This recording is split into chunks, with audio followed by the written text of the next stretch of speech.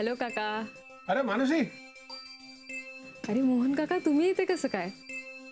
हो, दुसरी जागा नव्हती ना लपायला. काय लपायला? नाही नाही, गंमत करते का लपायला? का वय का त्याचं लपायचं? काय विशेष काय आहे? लाडू आणले. हॅलो, दे एकदम दे. काका तुम्हाला गोड खायचं नाहीये ना? मी ताई आणि आजींकडे हे देऊन ठेवते, तुम्ही नंतर खा. आजी म्हणजे आमची आई? हो तिच्याकडे चालली आहेस तू? हो, म्हटलं आता आलीच आहे तर जरा बोलून घेते त्यांच्याशी. जरा बोली. हे बघ, हिला सांग. ऐक ऐक जरा, तू ते लाडू घे, ते मोनिकाला दे. काय ती अशी 4 गप्पा मार आणि निघ. म्हणजे आईशी बोलून आपलं सल्ला आहे का आपला? म्हणजे बघ, तुला ऐकायचं. हो, असं कसं काका? आजींना न भेटता कशी जाऊ मी? आता तुला आगीत उडी मारायची जात मग काय? म्हणजे असं कोड्यात काय बोलताय काका? काय झालं? तुझ्या ताईला जरा आमच्यामुळे ओरडा मिळाला. विक्रांत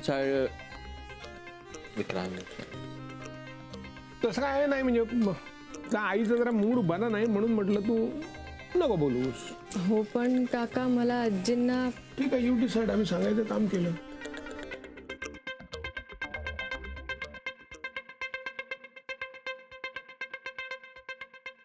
येते.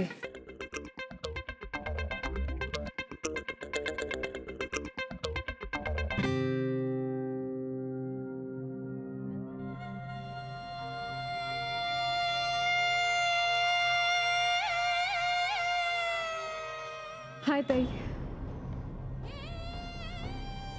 तू आत्ता इथे न सांगता कशाला आलीस?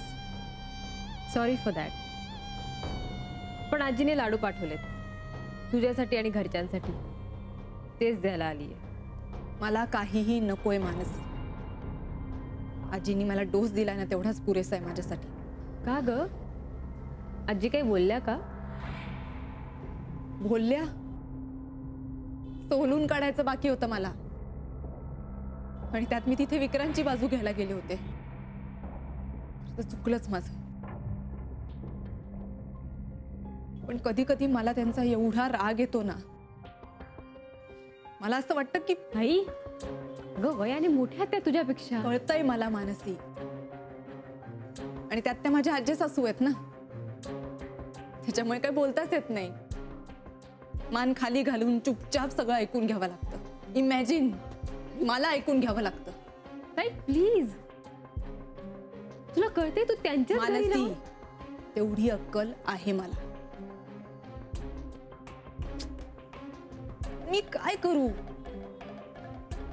मला राग आला ना की एवढा राग येतो ना की. मोनिका, ए मोनिका, मधुला सांग निघायचंय म्हणून. शिट, काय करू? मानसी, एक काम कर, तू आजींच्या रूम मध्ये जा. हा नाही, आणि आजींना थांबवून ठेव प्लीज. Mansi please go.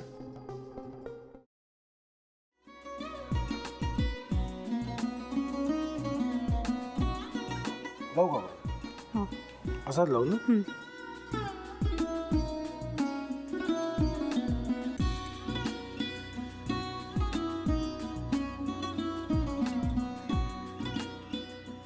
आता काय करायचंय? आता आपण ड्राय स्टफिंग दुसरं काय करणार आपण त्यात? आपण ह्याच्यात मेयोनीज न टाकता बाकीचे सगळे साहित्य टाकायचे. अच्छा, हे सगळं. ऋतू, माझा तर विश्वासच बसत नाहीये. म्हणजे अगं बहिणी, आमचं लग्न व्हावं म्हणून किती प्रयत्न करत होते, आणि ते सगळं करताना की शिवच्या आम्हाला माहिती पुरवते. नाही, मला नाही वाटत. गौरी, खूप चांगली असतो म्हणून तुला सगळं जगत चांगलं दिसतं, पण शिव उगाच बोलला असेल का? त्याच्यावर विश्वास नाहीये का तुझा? शिववर पूर्ण विश्वास आहे मी माझा. पण तो आता हे जे काही करतोय ना, म्हणजे निशा बहिणी समोर त्या राधिका सोबत फिरण्याचं नाटक वगैरे, ते त्याचा काही उपयोग होणार नाहीये. अगं असं कसं म्हणतो? अगं नीलिमा, जतीन भाईंचा कॉल आहे. हो माहितीये. रिसीव कर ना. अगं बघ, कट झाला. आता तू रिसीव केला नाहीस म्हणून ते मला करतील. अब पुन्हा आला बघ. घे बघू. पण हे एक ना एक दिवस घडणारच होतं. आता मला कळलं तुम्ही 2 दिवस झाले काय सांगत होता ते. बनू हे संकेत असतात आणि हे ठरवून येत नसतात. मी बाहेर तुमची वाट बघते.